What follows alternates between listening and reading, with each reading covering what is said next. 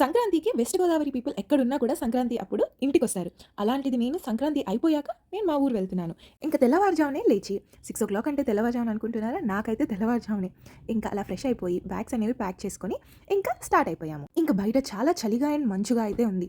Highway రోడ్లలో అట్లా బస్‌లో వెళ్తుంటే సైడ్ ఏమున్నాయో కూడా కనిపించట్లేదు. ఇక బస్ జర్నీ అంటే ఒక్కొక్కరికి ఒక్కొక్క రకమైన ఫీలింగ్ ఉంటుంది. కొంతమందికి బస్ జర్నీ అంటే ఇష్టం. కొంతమందికి బస్ ఎక్కితే ఆకలేస్తుంది. కొంతమందికి బస్ ఎక్కితే నిద్రొస్తుంది. కొంతమందికి బస్ అంటేనే పడదు, వామిటింగ్ సెన్సేషన్. కొంతమందికి పాటలు వింటూ జర్నీ చేయడం అంటే ఇష్టం.